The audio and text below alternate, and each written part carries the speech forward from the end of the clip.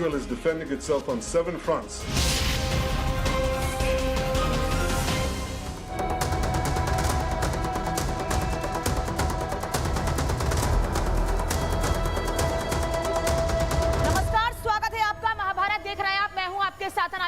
महाभारत में सबसे पहले आज बात करेंगे इजराइल की, क्योंकि इजराइल इस वक्त तैयारी पूरी कर रहा है कि कैसे अपने दुश्मनों को मारा जाए। और 7 अक्टूबर कल का दिन इजराइल के लिए बेहद महत्वपूर्ण रहने वाला है, क्योंकि 7 अक्टूबर को ही हमास ने इजराइल पर हमला किया था और इसीलिए ये कहा जा रहा है कि अब 7 अक्टूबर को इजराइल ने तैयारी कर ली है कि जो हमले पिछले साल हमास की ओर से लगातार बैक टू बैक इजराइल पर किए गए थे, अब जिन जिन फ्रंट पर मुश्किलें इजराइल की बढ़ रही हैं उन सभी जगहों पर इजराइल जवाब देगा। क्योंकि 7 अक्टूबर को महायुद्ध तय है, ये माना जा रहा है, क्योंकि 7 अक्टूबर के दिन इजराइल के लिए बेहद महत्वपूर्ण है। और इसीलिए हम कह रहे हैं कि एक नहीं बल्कि 7 फ्रंट पर नेतन्याहू ने पूरी तैयारी कर ली है कि कैसे अपने दुश्मनों को जवाब देना है। एक रिपोर्ट सबसे पहले आपको दिखाते हैं कि कैसे नेतन्याहू ने तैयारी कर ली है और वो कौन कौन से 7 फ्रंट है जिनका जिक्र खुद अपने बयान में नेतन्याहू ने किया है।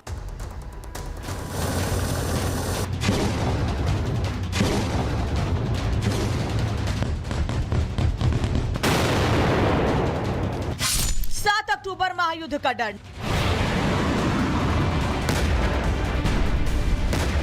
नेतन्याहू का प्लान 7 दिन में सर्वनाश।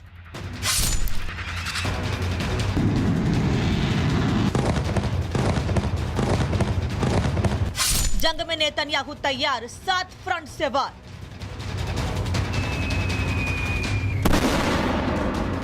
कुछ घंटों बाद क्या कुछ बड़ा होने वाला है, क्योंकि कल 7 अक्टूबर को हमास की तरफ से इजराइल पर हमले का 1 साल पूरा होने वाला है। ऐसे में पूरी दुनिया की नजर इजराइल पर है। क्या इजराइल 1 साल बाद कुछ बड़ा करने जा रहा है? हालांकि 1 साल बाद भी इजराइल को हिजबुल्लाह हुती हमास के लड़ाकों का डर है, तो वहीं ईरान, इराक, यमन, गाजा जैसे देशों को भी हमले का डर सता रहा है। क्योंकि इस वक्त इजरायली पीएम नेतन्याहू बुरी तरह भड़के हुए हैं। नेतन्याहू आर पार की बात कर रहे हैं। नेतन्याहू ने तो सामने आकर यहां तक कह दिया है, Israel is defending itself on 7 fronts. We're fighting in Lebanon against Hezbollah on our northern border, and that has rocketed Israeli towns and cities for nearly a year.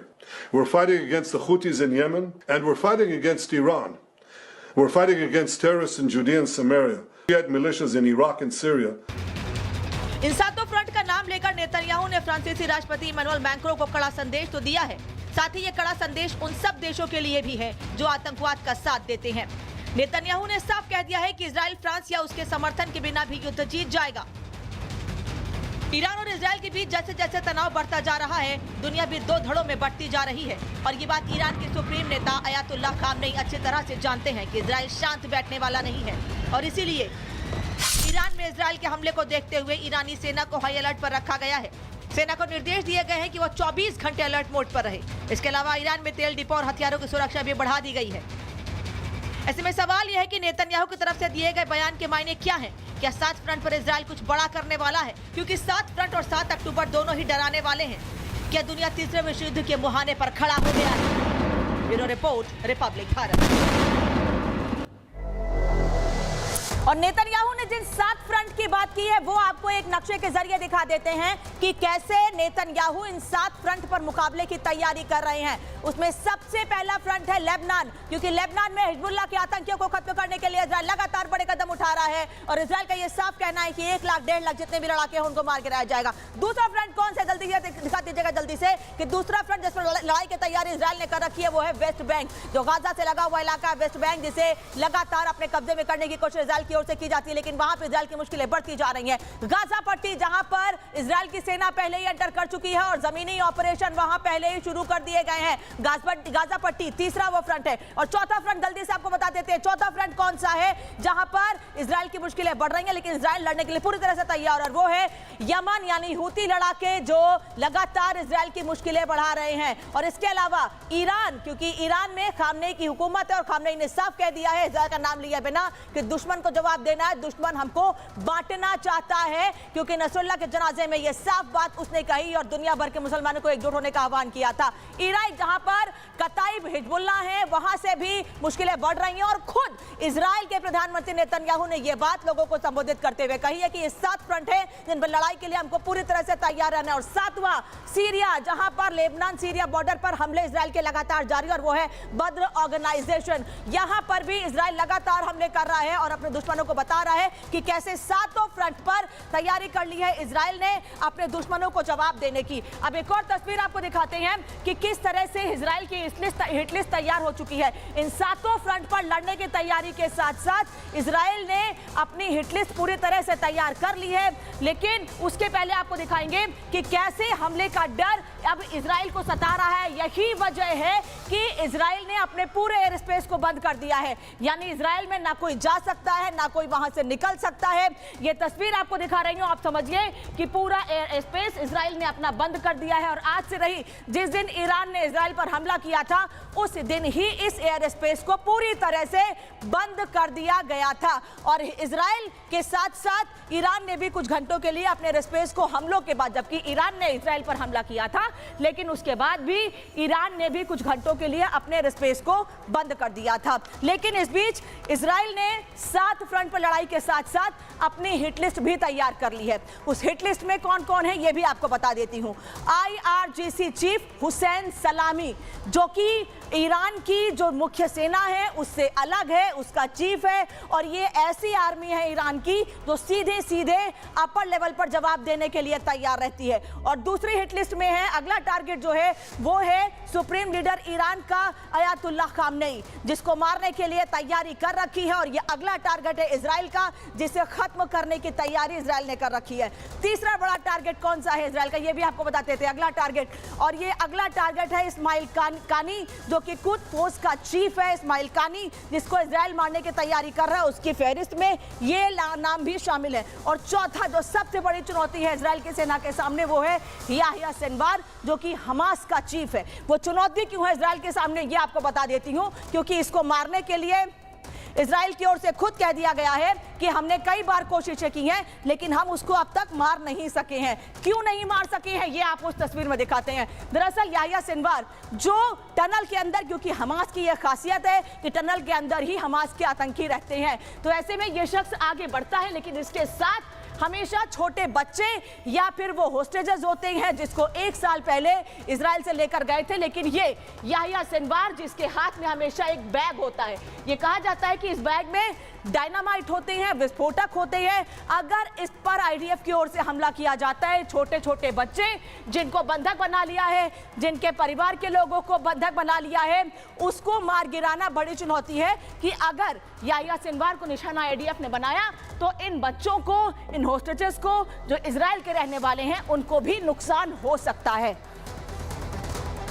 और मेहमान इस वक्त मेरे साथ जुड़े हुए हैं मेजर जनरल GD बख्शी और विदेश मामलों के जानकार पूर्व राजनयिक मेरे साथ दीपक वोरा जी जुड़े। आप दोनों लोगों का बहुत बहुत स्वागत है। सबसे पहला सवाल जनरल बख्शी आपसे, मैंने एक तस्वीर दिखाई याह्या सिनवार की, वो एक बड़ी चुनौती है। हालांकि इजराइल ने पूरी लिस्ट तैयार कर रखी है किसको किसको मारना है, लेकिन सिनवार बड़ी चुनौती है क्योंकि हमेशा वो छोटे बच्चों के साथ, उन बंधकों के साथ दिखता है जिनको इजराइल से 50 साल बंधक बनाया गया था। एक बड़ी चुनौती इजराइल के सामने।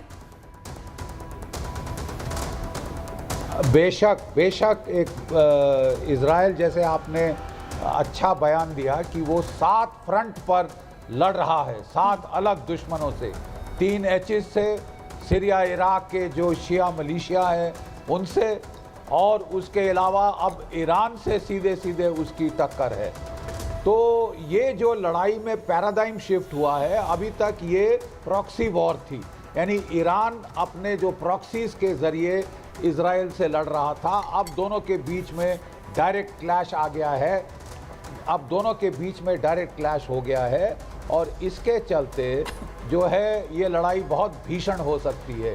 कल 7 का जो है, कल 7 अक्टूबर का दिन है, जिस दिन हमास ने ये हमला किया था इजराइल के ऊपर, और 1200 इजरायली नागरिक बेदर्दी से मार डाले गए थे, औरतों का बलात्कार हुआ था, बच्चों को मार डाला गया था बहुत बेदर्दी से। और इजराइल ने बदला बखूबी लिया है। हमास तकरीबन जो है उसकी कमर तोड़ दी गई है, हिजबुल्लाह को पूरा पेनिट्रेट कर दिया है और उस पे 7 तो उसके टॉप कमांडर शामिल नसरुल्लाह और उसके बाद जो नेक्स्ट फॉर था उसको भी खत्म कर दिया और इसीलिए सर माफी के साथ वापस लौट रही हूँ आपके पास। इस बीच एक बड़ी खबर आ रही है, इसीलिए खुद कहा है नेतन्याहू प्रधानमंत्री ने कि 7 फ्रंट पर इजराइल लड़ाई लड़ रहा है। लेकिन इस बीच एक और बड़ी खबर बता दे, इजराइल का ईरान पर पलटवार का प्लान तैयार है। ईरान के न्यूक्लियर प्लांट पर हमला संभव है, ऐसी जानकारी मिल रही है। इजराइल के टारगेट पर है ऑयल प्लांट। ईरानी सेना के बेस पर बड़े हमले की तैयारी है। 7 अक्टूबर को बड़ा हमला कर सकता है, यानी कल बड़ा हमला कर सकता है इजराइल। ईरान के न्यूक्लियर प्लांट पर हमला संभव है, इसीलिए 7 अक्टूबर का दिन बेहद महत्वपूर्ण है। उस महायुद्ध की शुरुआत 7 अक्टूबर को हुई थी जब हमास ने इजराइल पर बड़ा हमला किया था और यह माना जा रहा था कि 2 से 3 महीने 4 महीने युद्ध चलेगा। लेकिन अब यह युद्ध साल भर हो गया है, लेकिन थमने का नाम नहीं ले रहा है, बल्कि यह युद्ध दिन पे दिन बढ़ता जा रहा है। अब इजराइल का प्लान कैसे तैयार है, इजराइल ने क्या तैयारी कर रखी है 7 अक्टूबर को लेकर अपने दुश्मनों को जवाब देने के लिए, ये बता देते हैं आपको। ईरान पर विध्वंस हमला करना तय माना जा रहा है इजराइल की ओर से, क्योंकि ईरान ने इजराइल पर बैक टू बैक मिसाइलें दागी थी। इजरायली वॉर कैबिनेट की मंजूरी मिल चुकी है। ऑपरेशन ट्रूथफुल प्रॉमिस 2 लॉन्च होगा और इसी में ईरान पर हमला किया जाएगा, जिसमें निशाने पर ईरान के परमाणु ठिकाने होंगे। ईरान के पोर्ट रिफाइनरी पर हमला संभव है। ईरान की सरकारी बिल्डिंग भी निशाने पर होगी। इसके अलावा IRGC मुख्यालय पर भी हमला कर सकती है IDF। साथ ही ईरानी बॉर्डर के पास उड़े हैं अमेरिकी विमान, ऐसी जानकारी मिल रही है। यानी अमेरिका पूरी तरह से तैयार है इजराइल की मदद करने के लिए और करता भी आ रहा है। फारस की खाड़ी में F-35 फाइटर जेट्स देखे गए हैं, जबकि 4 अमेरिकी विमानों ने उड़ान भरी है। हमने इसके पहले भी तस्वीर आपको दिखाई थी कि कैसे अमेरिका ने इजराइल की मदद के लिए तैयारी कर रखी है, अपने फाइटर जेट तैनात कर दिए हैं। दीपक बोरा सर, आपके पास आऊंगी। अपने लोगों की रक्षा के लिए, अपने देश की रक्षा के लिए इजराइल ने तैयारी तो पूरी कर ली है, लेकिन ये तैयारी 7 अक्टूबर कल का दिन बेहद महत्वपूर्ण रहने वाला है। क्या कुछ बड़ा हो सकता है इस तैयारी के बीच इजराइल की? अब आ रही हूँ मैम, आपके चैनल पे बहुत अच्छा लगता है, बहुत कुछ सीखता हूँ। खासतौर से जब जनरल बख्शी होते हैं ना, ही इज आउटस्टैंडिंग, उनके मुकाबले का कोई नहीं है, इसकी जानकारी बहुत ज्यादा है। मैं आपसे इतना अर्ज करना चाहता हूँ मैम कि हम लोग सब बात कर रहे हैं कि कल क्या होगा, 7 अक्टूबर 1 साल पूरा हो गया। मैं सिर्फ एक संदेश पढ़ देता हूँ मैम, आप खुद समझ जाएंगे। You are very intelligent. ये एक महिला ईरानी इजरायली राजदूत जो मेरे साथ काम किया किसी देश में, मैं ये जानता हूँ उनका बेटा एयरफोर्स में है और बहुत ही जांबाज पायलट है। तो उनका एक ही मैसेज अभी 1 घंटा पहले मुझे आया था, my brother ambassador, pray for your nephew, यानी उनके बेटे के लिए मैं प्रार्थना मैं करता हूँ कि ही शुड बी सेफ। पता नहीं क्या करने जा रहा है, बट वो उस टीम का मेंबर है जो बहुत ही जांबाज ऑपरेशंस लॉन्च कर रहे हैं। अब मेरा मानना है मैम, इजराइल के जो डिफेंस मिनिस्टर हैं गैलेंट साहब, उन्होंने भी चेतावनी दी है ईरान को कि आप चाहते हो कि तेहरान बेरूट की तरह हो जाए या गाजा की तरह हो जाए, तो करिए जो करना आप चाहते हैं, हम जवाब देंगे। मेरा नहीं मानना कल करेंगे, क्योंकि सारी दुनिया इस समय उसकी नजरें कल पे लगी हुई है, फर्स्ट एनिवर्सरी। शुरू में भी इजरायलियों ने कहा था जब ईरान ने हमला किया था कि हम मारेंगे, समय हम चुनेंगे। मेरा ख्याल है वो समय चुन के मारेंगे इन अ फ्यू डेज, शायद कल नहीं होगा, पर जब मारेंगे न्यूक्लियर उनके इंस्टॉलेशंस को और उनके इंफ्रास्ट्रक्चर को बुरी तरह से तहस नहस कर देंगे। जी दीपक सर, वापस लौट रही हूँ आपके पास। मेजर जनरल बख्शी भी लगातार मेरे साथ जुड़े हैं, लेकिन इस बीच एक और बड़ी खबर बता देते हैं। हिजबुल्लाह का एक और कंपनी कमांडर ढेर हो गया है। आतंकी हैदर अली तवीब को IDF ने ढेर कर दिया है। केफर केला कंपनी कमांडर था अली तवीब, उत्तरी इजराइल में एंटी टैंक मिसाइलें छोड़ता था तवील, जिसे ढेर कर दिया गया। जनरल बख्शी, पहले कई कमांडर्स को मारा गया, इजराइल बता रहा है कि हिजबुल्लाह पर कैसे हमले कर रहा है, उसके बाद नसरुल्लाह को मारा 7 दिन के भीतर सफेद दिन, अब तवील को ढेर कर दिया, एक और कमांडर ढेर। खत्म होगा हिजबुल्लाह?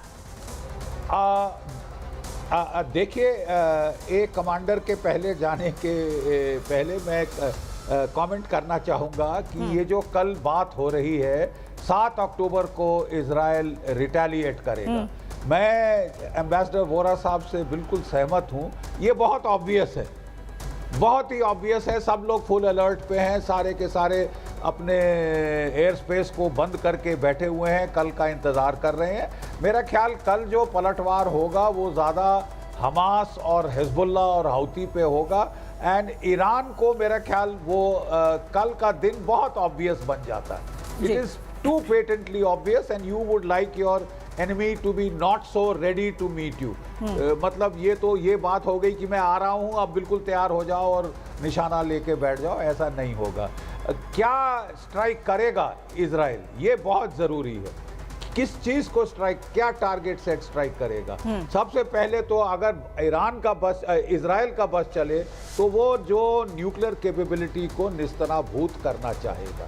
नंबर 2 पे पेट्रोकेमिकल कॉम्प्लेक्सेस हैं, जिसमें सबसे बड़ा टारगेट है खर्ग ऑयल टर्मिनल और जो हमने भी जो पोर्ट बनाने में मदद की है बंदर अब्बास, वो भी एक्सपोर्ट टर्मिनल्स वगैरह को हिट कर सकता है।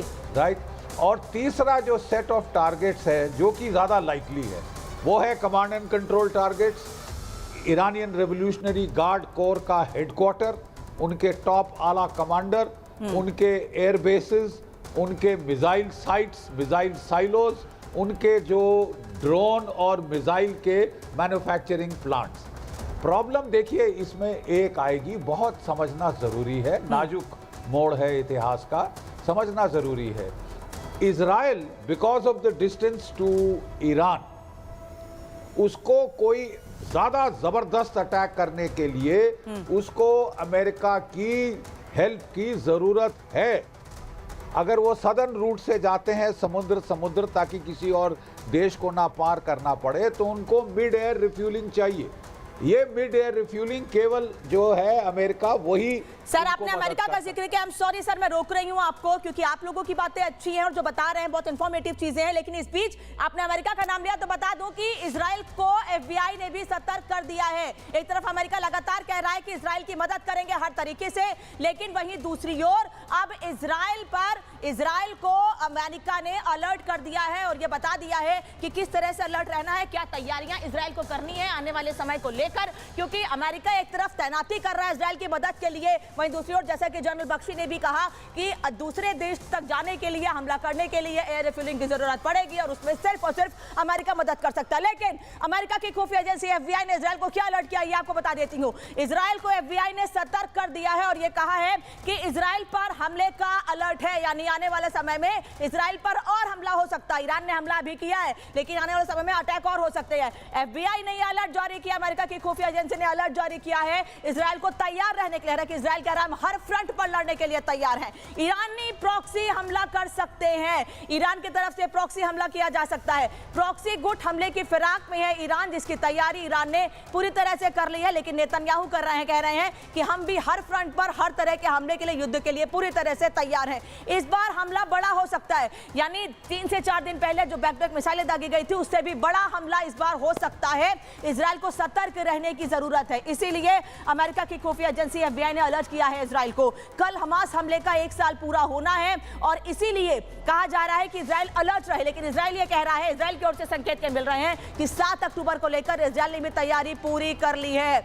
एम्बेसडर वोहरा, मैं आपसे समझना चाहूंगी कि मैं अभी तस्वीर दिखा रही हूं, प्रॉक्सी हमले की चेतावनी दी गई है FBI की ओर से। एक तरफ अमेरिका कह रहा है मदद के लिए तैयार है, लेकिन ईरान प्रॉक्सी हमला कर सकता है। क्या कल का दिन इजराइल के लिए भी उतना ही महत्वपूर्ण है जितना उसके दुश्मनों के लिए तैयारी इजराइल ने कर रखी है, उसको देखते हुए?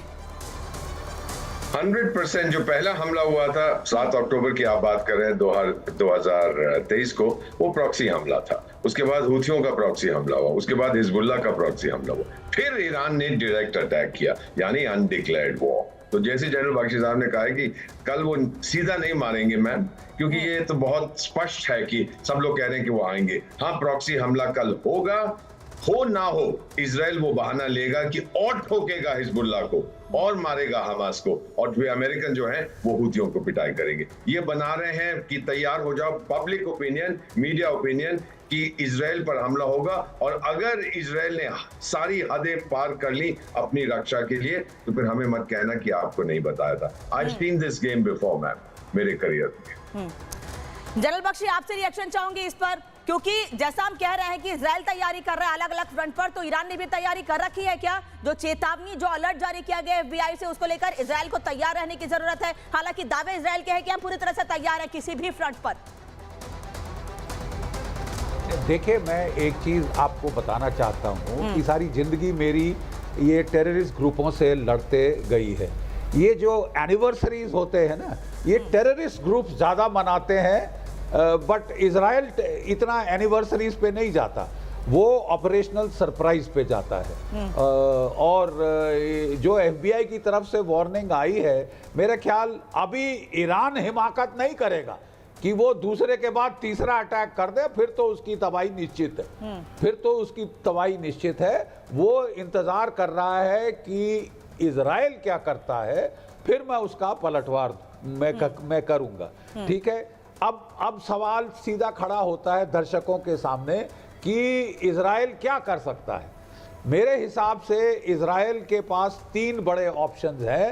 एक है इजराइल के पास जेरिचो 1, जेरिचो 2, जेरिचो 3 बैलिस्टिक मिसाइल्स हैं, मीडियम रेंज बैलिस्टिक मिसाइल, जिनकी रेंज 4,000 से भी ऊपर किलोमीटर है। इनसे वो न्यूक्लियर टारगेट्स को स्ट्राइक कर सकता है, वो जो पेट्रोकेमिकल कॉम्प्लेक्सेस को स्ट्राइक कर सकता है, और मिलिट्री और कमांड एंड कंट्रोल टारगेट्स को एंगेज कर सकता है। ठीक है, लेकिन दूसरा जो नॉर्मली ईरान एयर पावर को ज़्यादा अहमियत देता है। ईरान के पास F-35 स्टेल्थ जेट फाइटर्स हैं, 2000 किलोमीटर रेंज है जिनकी, बगैर रिफ्यूलिंग के। और ईरान के पास F-15E हैवी ड्यूटी फाइटर्स हैं, और साथ में F-16 हैं। अगर इस्तेमाल एयरफोर्स का करना चाहता है तो F-35 और F-15Es जो है वो पलटवार करेंगे कल परसों यानी 7 अक्टूबर का दिन। बार बार हम कह रहे हैं सर कि 7 अक्टूबर का दिन बेहद महत्वपूर्ण रहने वाला है। वापस लौट रही हूं आप लोगों के पास, एक और बड़ी खबर इस बीच आ रही है। इजराइल को ईरान के सुप्रीम लीडर अली खामनेई की धमकी, इजराइल पर बैलिस्टिक मिसाइल के हमले को बताया है छोटी सजा। कहा कि इजराइल के भयावह अपराधों के जवाब में इजराइल को न्यूनतम सजा दी है। ये ईरान का ऑपरेशन ट्रू प्रॉमिस 2 पूरी तरह से सही है। जरूरत पड़ी तो भविष्य में भी दोबारा ऐसा अटैक किया जाएगा, और इसी का अलर्ट FBI ने किया है। एम्बेसडर वोहरा, जिसका जिक्र अभी हम कर रहे थे कि खामनेई ने धमकी दे दी है, खामनेई ये कह रहे हैं कि ये तो छोटी सी सजा थी, अब बड़ी सजा देंगे, बड़ा हमला करेंगे। जो FBI ने अलर्ट जारी किया था उससे जुड़ी खबर ये। किस आधार पर उछल रहा है ये अली खामेनी? क्या है इसके पास? जब से इसके ऊपर प्रतिबंध लगे हैं, रूस के बाद सेकंड मोस्ट सैंक्शन कंट्री है ईरान। G7 ने भी कह दिया कि तुम बड़े ही कमीने लोग हो।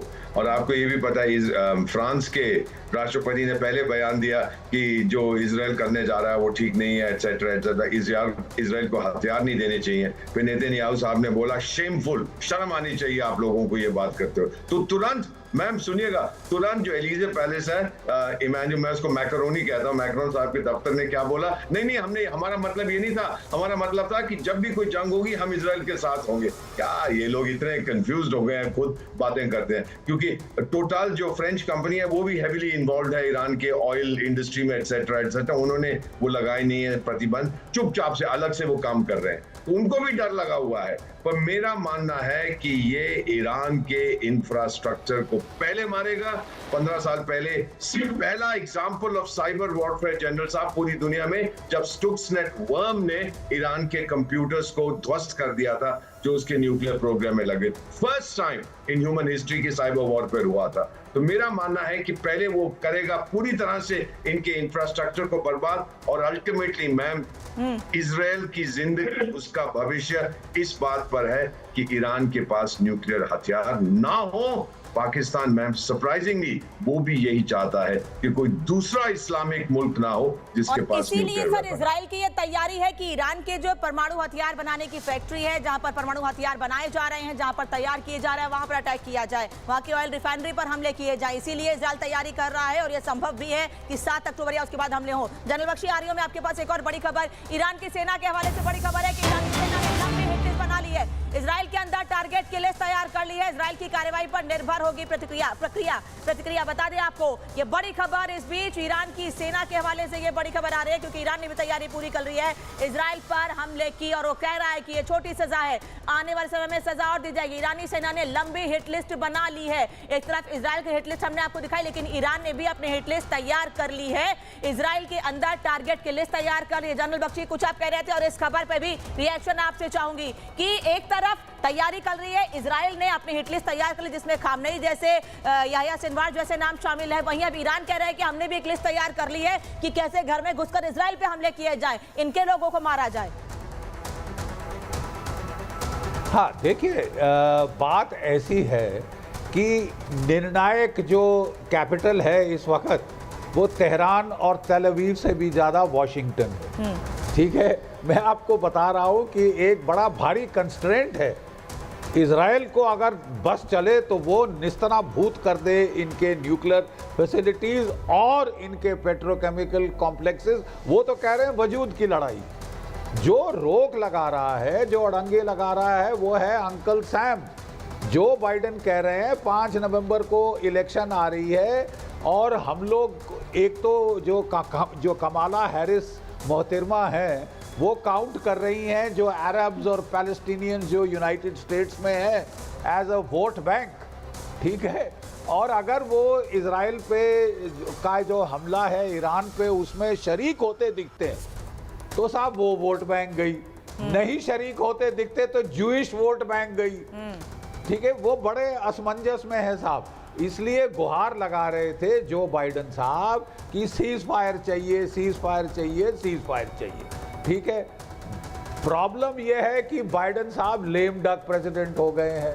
इजराइल उनकी कितनी सुनेगा या नहीं सुनेगा, कल तो बाइडेन साहब ने यहां तक कर दिया कि ये तो इलेक्शन को इन्फ्लुएंस करने की कोशिश कर रहे हैं। और सर बीच में ये खबरें भी आई थी, I'm sorry सर, समय थोड़ा कम है और भी खबरें, मुझे और भी महत्वपूर्ण खबरें दिखानी है, लेकिन बहुत बहुत धन्यवाद आप लोगों का जुड़ने के लिए। जनरल बख्शी और अम्बेडकर वोरा, आप लोगों ने अपना जरूरी समय हमें दिया, बहुत बहुत धन्यवाद आपका। लेकिन बढ़ते आगे, एक और बड़ी खबर आपको बता देते हैं। आज के दिन की एक और अहम खबर है और वो है पाकिस्तान की, क्योंकि पाकिस्तान में इस वक्त गृहयुद्ध जैसे हालात बने हुए हैं।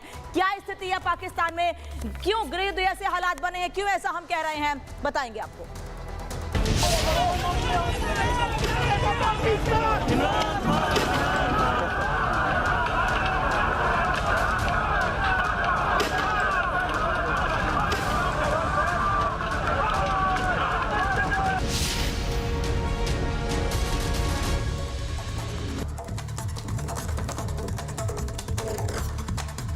पाकिस्तान में हालात खराब हो रहा है क्योंकि पाकिस्तान की जनता सड़कों पर उतरी हुई है। हालांकि पाकिस्तान की जनता आज से नहीं बल्कि पिछले कई दिनों से सड़कों पर है और अपने अधिकार की मांग कर रही है।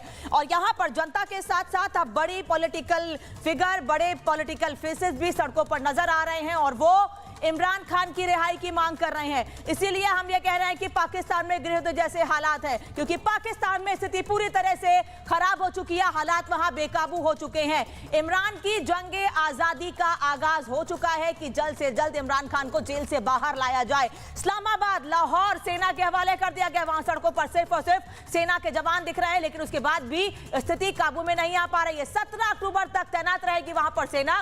खैबर पख्तूनख्वा के सीएम अली अमीन गंडापुर को पहले ही गिरफ्तार कर लिया गया है, जिन्होंने शहबाज शरीफ सरकार को सीधी चेतावनी दी थी कि जल्द से जल्द इमरान खान को रिहा किया जाए। 700 इमरान समर्थक भी गिरफ्तार कर लिए गए हैं। लाहौर में शरीफ परिवार की सुरक्षा बढ़ा दी गई है, तो लाहौर में कई इलाकों में इंटरनेट सेवा तक बंद कर दी गई है। स्थितियां ऐसी हो गई हैं कि अब लोग वहां इंटरनेट तक इस्तेमाल नहीं कर पा रहे हैं कि कहीं हालात और ना खराब हो जाए। इसलिए शहबाज सरकार ने बड़ा फैसला लेते हुए इंटरनेट बंद कर दिया है।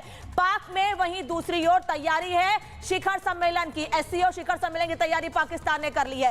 आने वाले दिनों में यानी 15-16 अक्टूबर को, अब 10 दिन का वक्त भी नहीं बचा हुआ है, 15-16 अक्टूबर को एससीओ शिखर सम्मेलन पाकिस्तान में होना है, जिसमें कई विदेशी मेहमान आने हैं, भारत के विदेश मंत्री भी शामिल होने के लिए जाएंगे।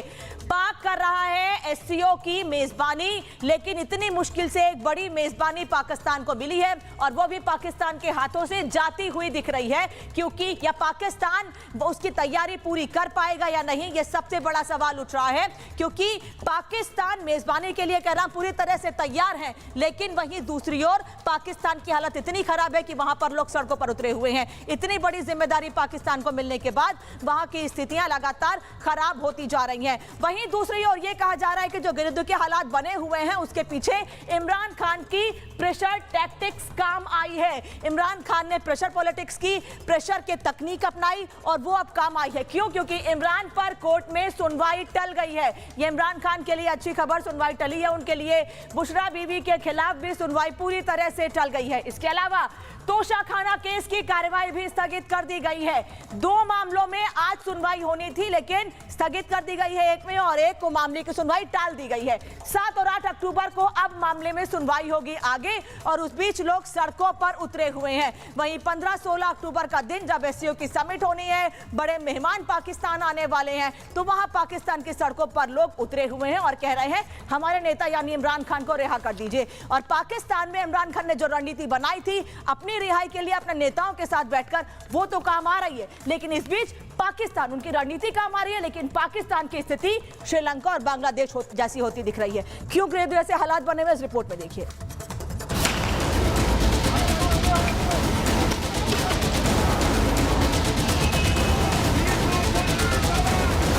पाकिस्तान में पुलिस विद्रोह, जाएगा पाकिस्तान, इमरान खान, इमरान खान, कौन बचाएगा पाकिस्तान, इमरान खान, इमरान खान। इस्लामाबाद में पुलिस वर्सेस सेना।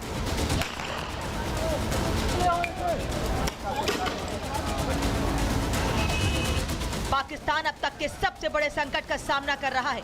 एक तरफ 15-16 अक्टूबर को पाकिस्तान में एससीओ शिखर सम्मेलन होना है, तो दूसरी तरफ पाकिस्तान में इमरान समर्थकों ने घमासान मचाया हुआ है। लाखों लाख प्रदर्शनकारी सिर पर कफन बांधे अपने नेता पीटीआई चीफ की रिहाई के लिए सत्ता से टकराने को तैयार बैठे हैं। और शहबाज की पुलिस से लेकर पाकिस्तानी फौज भी प्रदर्शनकारियों को रोकने में पूरी तरह से नाकाम साबित हो रही है। हम इश्तिहार ही नहीं है, हम पुरअमन लोग हैं। खुदा के लिए हमें एहतजाज करने दो, हमें एहतजाज करने दो, और हमें इमरान खान रिहा कर दो। हमें इमरान खान चाहिए। इमरान खान का हमेशा एक ही हुक्म है, पुरअमन एहतजाज, पुरअमन जलसा, और साथ ही साथ उनका ये हुक्म कि सबसे पहले पाकिस्तान। हालांकि शहबाज सरकार और जनरल मुनीर सरकार के खिलाफ उभर आए इस विद्रोह को कुचलने में पूरी ताकत लगा रहे हैं, लेकिन लाहौर से लेकर इस्लामाबाद तक के हालात बताने के लिए काफी है कि इमरान समर्थकों पर न तो शहबाज की पुलिस का जोर चल रहा है और न ही मुनीर की फौज विरोधियों को रोक पाने में कामयाब हो रही है। इमरान खान के दीवाने आईन और कानून की हुक्मरानी के मतवाले आपके सामने हैं। उनके सामने ये फासले जो हैं कोई मानी नहीं रखते। आप देख लें, हजारों की तादाद में लोग जो खंदकें खोदी गई हैं उनको पार करके लोग आगे की तरफ बढ़ रहे हैं।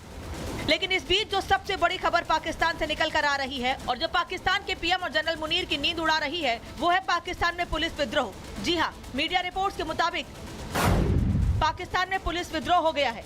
शुरुआत खैबर पख्तूनवा से हुई। केपी पुलिस इमरान के साथ आ गई। वहां जारी प्रदर्शन में केपी पुलिस शामिल है, जिसमें 11 विद्रोही पुलिसकर्मियों को गिरफ्तार किया गया है। जाहिर है ये कहीं न कहीं इस बात का संकेत है कि पाकिस्तान में अब गृहयुद्ध का आगाज हो चुका है। पाकिस्तानी मीडिया में भी ये खबर आग की तरह फैल चुकी है कि गिरफ्तार किए गए प्रदर्शनकारियों में खैबर पख्तूनवा के 11 पुलिस अधिकारी भी शामिल हैं, जिन्होंने शहबाज सरकार के खिलाफ बगावती तेवर अपना लिए हैं और वो लगातार पीटीआई चीफ इमरान खान के समर्थन में किए जा रहे विरोध प्रदर्शन में शामिल हो रहे हैं। हालांकि खैबर के सीएम अली अमीन गंडापुर ने पहले ही शहबाज सरकार के खिलाफ विद्रोह का बिगुल फूंक दिया था और वो खुद भी शनिवार को अपने समर्थकों के साथ प्रदर्शन के लिए इस्लामाबाद पहुंचे थे, जहां से उन्हें समर्थकों के साथ गिरफ्तार कर लिया गया। लेकिन पाकिस्तानी मीडिया के हवाले से जो खबर आ रही है उसके मुताबिक इमरान की रिहाई के लिए हो रहे प्रदर्शन में पुलिस कर्मियों के शामिल होने से पीएम शहबाज और जनरल मुनीर हिल गए हैं। पाकिस्तान के गृह मंत्रालय ने बाकायदा इस मामले की जांच के लिए एक स्पेशल कमेटी बनाने का आदेश जारी कर दिया है। बहरहाल पाकिस्तान की मौजूदा स्थिति बदतर होती जा रही है। एक हफ्ते बाद पाकिस्तान में एससीओ का शिखर सम्मेलन होना है और वहां के जो मौजूदा हालात हैं उसे देखते हुए इस बात का अंदेशा बढ़ गया है कि कहीं पाकिस्तान की एक और अंतर्राष्ट्रीय बेइज्जती न हो जाए। Bureau report, Republic Bharat. तो पाकिस्तान की स्थिति हमने देख ली है, बढ़ते हैं आगे और महाभारत में अब एक और महत्वपूर्ण खबर की बात कर लेते हैं। बात करेंगे महाकुंभ में महाभारत की।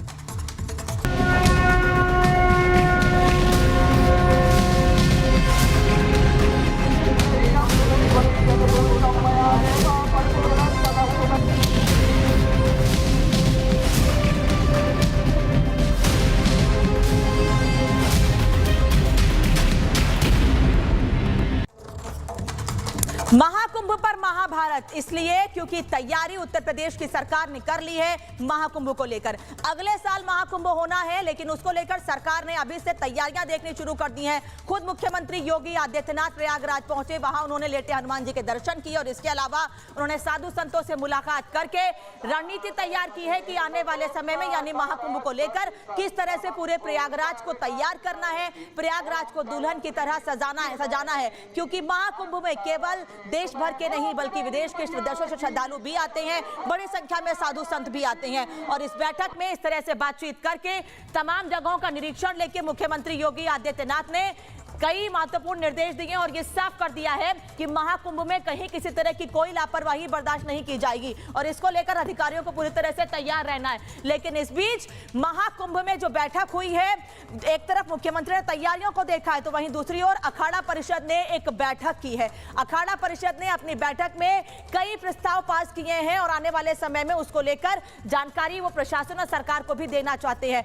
क्या है महाकुंभ में अखाड़ा परिषद की बैठक में प्रस्ताव, ये आपको बता देते हैं। महाकुंभ को लेकर दरअसल महाकुंभ में नो मुसलमान की तैयारी है। ये हम क्यों कह रहे हैं ये बता देते हैं। साधु संतों ने कई अहम प्रस्ताव रखे हैं अखाड़ा परिषद की बैठक में, जिसमें महाकुंभ में गैर हिंदू पर रोक लगाने की मांग की गई है और इस प्रस्ताव में इसका जिक्र किया गया है। कहा गया है जो कर्मचारी तैनात किए जा रहे हैं वो सिर्फ और सिर्फ सनातनी हो, वो सिर्फ हिंदू धर्म से हो, सनातनी हो। वो ये भी कह रहे हैं इस बैठक में प्रस्ताव तैयार किया गया वो ये कि श्रद्धालुओं की सही से पहचान की जाए और इसके लिए एंट्री आधार कार्ड के बेस पर ही होनी चाहिए। सबका प्रॉपर आधार कार्ड चेक किया जाए, उसके बाद ही एंट्री होनी चाहिए जो लोग महाकुंभ में स्नान करना चाहते हैं। इसके अलावा उर्दू फारसी शब्द हटाने की मांग की गई है। साथ ही इस प्रस्ताव में यह भी कहा गया है कि फर्जी साधु संतों पर रोक लगे जो गलत तरीके से साधु संत बन के आते हैं और महाकुंभ का माहौल खराब करते हैं। साथ ही साधु के वेश में मुसलमान आ जाते हैं, इस बात का जिक्र भी इस अखाड़ा परिषद की बैठक में किया गया है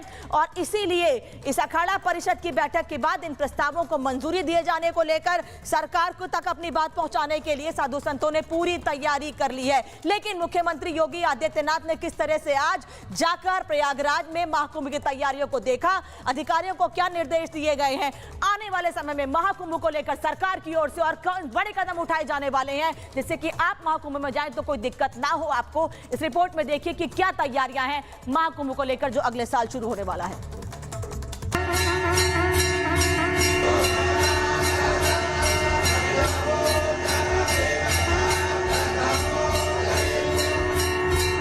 संगम की रेती पर सनातन आस्था का कुंभ लगने जा रहा है।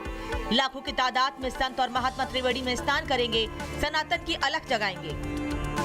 महाकुंभ का आयोजन भव्य और दिव्य हो, इसके लिए सीएम योगी खुद एक्टिव नजर आ रहे हैं। मुख्यमंत्री आज प्रयागराज पहुंचे, मां गंगा की आरती की,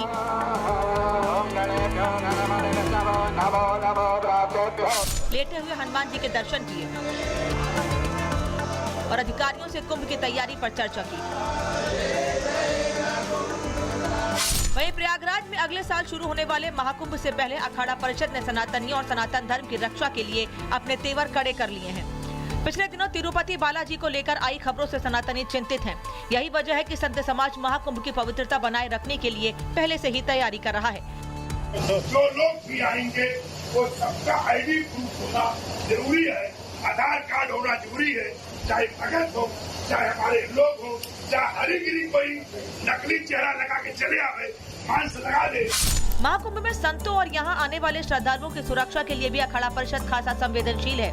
यही वजह है कि संतों ने इस मुद्दे को सीएम योगी के सामने रखा है, जिसके बाद सीएम योगी ने आश्वासन दिया है कि सुरक्षा तभी संभव है जब यहाँ आने वालों का वेरिफिकेशन हो। हमारा प्रयास होना चाहिए कि जहाँ पे कुंभ का दायरा जहाँ जा रहा है वहाँ पे हम लोग वेरिकेट करें और वहाँ पे हमारी शेड लगनी चाहिए, टीन शेड लगा करके ऊंचाई को बना लें और आने जाने की ही व्यवस्था करें, क्योंकि फ्रीक्वेंट बाहरी लोगों का या बाहरी किसी भी ऐसे तत्वों का घुसपैठ न हो जो सुरक्षा के लिए किसी के साथ खिलवाड़ कर सके। सनातन परंपरा को और मजबूत करने के लिए सीएम योगी लगातार कोशिशें कर रहे हैं। कुंभ हर बार भव्य होता जा रहा है। इस बार महाकुंभ ही नहीं बल्कि प्रयागराज भी दिव्य नगरी बनने जा रही है। कुंभ का आयोजन या इस प्रकार के आध्यात्मिक और सांस्कृतिक आयोजन वास्तव में सनातन धर्म के पार्ट हैं और इसका मुख्य आयोजक और इसका जो होस्ट होता है वह संत ही होते हैं। और संत ही इस व्यवस्था के साथ जुड़ करके इसे भव्य और दिव्य बनाएंगे और प्रयागराज को एक बार फिर से हम वैश्विक स्तर पर पहुंचाने का कार्य करेंगे। 13 जनवरी से महाशिवरात्रि तक 6 बड़े स्नान होंगे, जिसमें करोड़ों की तादाद में संत समाज और आम लोग पहुंचेंगे। ऐसे में श्रद्धालुओं के संगम तक पहुंचने के लिए विशेष इंतजाम किए जाएंगे। पीक डे के दिन छोड़ करके शेष अन्य दिनों पर किसी भी श्रद्धालु को 1 किलोमीटर से अधिक पैदल न चलना पड़े। 7,000 से अधिक परिवहन निगम की बसेज, शटल बसेज यहाँ पे सेवा के लिए लगाई जाएंगी, इलेक्ट्रिक बसेज लगाई जाएंगी और भी व्यवस्था यहाँ पर हम लोग देने का कार्य कर रहे हैं। इसीलिए योगी सरकार अभी से कुंभ को ऐतिहासिक बनाने में जुट गई है। इस बार का कुंभ मेला इतना भव्य होगा कि पूरी संगम नगरी शंख, घंटा और ढोल मंजीरों की आवाज से गूंजेगी और चारों तरफ हर हर महादेव और जय गंगे मैया के जयकारे सुनाई देंगे। Bureau report, Republic Bharat. तो एक तरफ मुख्यमंत्री योगी आदित्यनाथ बैठकें ले रहे हैं, महाकुंभ की तैयारियों को देख रहे हैं, जायजा ले रहे हैं, अधिकारियों को निर्देश दे रहे हैं, तो वहीं दूसरी ओर साधु संतों ने भी महाकुंभ को लेकर तैयारी पूरी कर ली है। वो भी लगातार बैठकें कर रहे हैं और इन बैठक के बीच वो ये तय कर रहे हैं कि वो क्या चाहते हैं। लेकिन साधु संतों का क्या कहना है महाकुंभ को लेकर, सुन लीजिए। अपराधी किसी संत के रूप में आ सकता है, पुलिसकर्मी के रूप में आ सकता है और यात्री के रूप से आ सकता है, मीडिया के रूप में आ सकता है, किसी के रूप में आ सकता है, वकील के रूप में आ सकता है। इसलिए किसी को ये मान के न छोड़ दिया जाए कि हरिगिरी अखाड़ा परिषद के हैं या अखाड़े के हैं, इनको छोड़ दिया जाए। नहीं, मेरे मोबाइल के साथ साथ आधार कार्ड को लिंक किया जाए है कि नहीं, मैं सही फर्जी है कि असली आधार कार्ड है, उसको जांच करने के बाद ही मेले के अंदर आने दिया। उनके पास जो भी मेला क्षेत्र में एंट्री करेगा उसके पास आईडी होना अति आवश्यक है। उससे सभी सुरक्षित रहेंगे, चाहे वो साधु संत है, चाहे वो सरकार है, चाहे वो अधिकारी, सबके लिए ये सही रहेगा। हालांकि संतों की यह मांग है कि आईडी कार्ड चेक करके, आधार कार्ड चेक करके ही लोगों को एंट्री दी जाए। लेकिन सरकार ने भी तैयारी कर ली है कि बिना पहचान पत्र दिखाए किसी को भी मेला क्षेत्र यानी महाकुंभ में एंट्री नहीं दी जाएगी और संत अपनी मांग अब सरकार के सामने भी रखेंगे। महाभारत में फिलहाल इतना ही, लेकिन रिपब्लिक वार्ता खबरें लगातार जारी है।